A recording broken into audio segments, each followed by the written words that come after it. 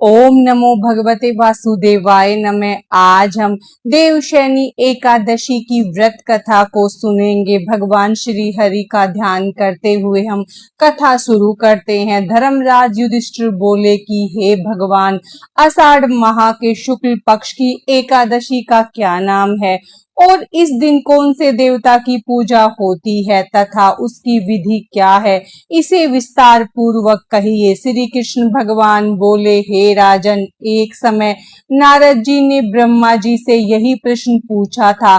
तब ब्रह्मा जी बोले कि हे नारद, इस एकादशी का नाम देवशयनी एकादशी है। इसका व्रत करने से भगवान विष्णु प्रसन्न होते हैं। मैं एक पौराणिक कथा कहता हूँ, तुम उसे ध्यान पूर्वक सुनो। सूर्यवंशी मधांता नाम का एक राज ऋषि था।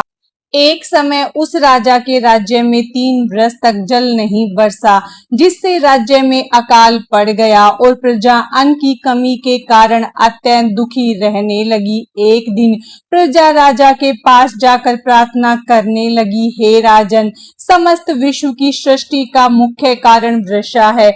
इसी वर्षा के अभाव से राज्य में अकाल पड़ गया है और अकाल से प्रजा मर रही है।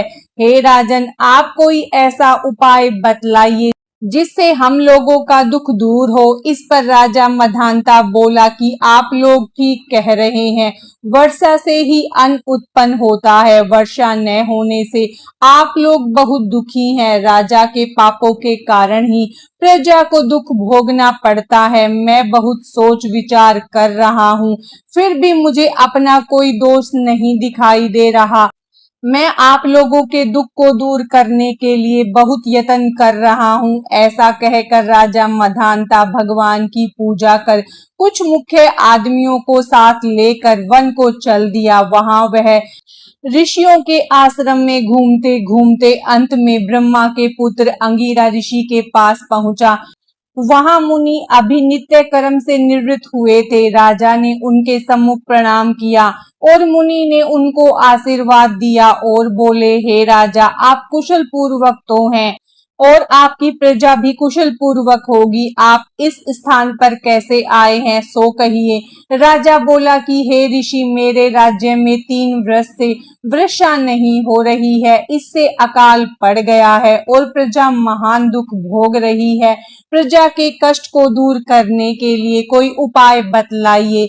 इस पर वह ऋषि बोले, हे राजन, यह सतयुग सब युगों में श्रेष्ठ है। इसमें धर्म के चारों चरण सम्मिलित है, अर्थात इस युग में धर्म की सबसे अधिक उन्नति होती है।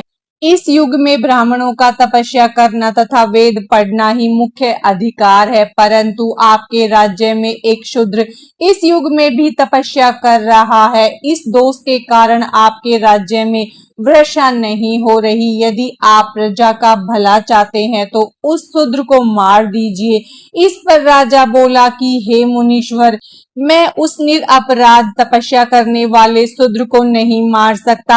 आप इस दोष से छूटने का कोई अन्य उपाय बतलाइए। तब ऋषि बोले, हे राजन, यदि तुम ऐसा ही चाहते हो तो आषाढ़ माह के शुक्ल पक्ष की देवशयनी एकादशी का विधि पूर्वक व्रत करो। इस व्रत के प्रभाव से तुम्हारे राज्य में वर्षा होगी और प्रजा सुख पाएगी, क्योंकि इस एकादशी का व्रत सब सिद्धियों को देने वाला है, समस्त उपद्रवों को शांत करने वाला है। इस एकादशी का व्रत तुम अपनी प्रजा, सेवक और मंत्रियों सहित करो। मुनि के वचनों को सुनकर राजा अपने नगर को वापस आ गया और उसने विधि पूर्वक देवशयनी एकादशी का व्रत किया। उस व्रत के प्रभाव से राज्य में वर्षा हुई और मनुष्य को सुख पहुंचा। इसीलिए यह व्रत सबको करना चाहिए। यह व्रत इस लोक में भोग और परलोक में मुक्ति देने वाला है।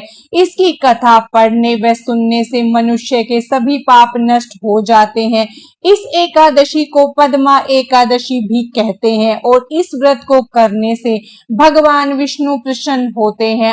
अतः मोक्ष की प्राप्ति के लिए मनुष्यों को यह व्रत करना चाहिए। चातुर्मास व्रत भी इसी एकादशी के व्रत से शुरू हो जाता है।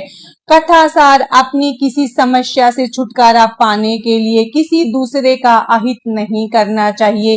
अपनी शक्ति से और भगवान पर पूरी श्रद्धा और आस्था रखकर संतों के कथा अनुसार सत्कर्म करने से बड़ी विपदाओं से छुटकारा मिल जाता है।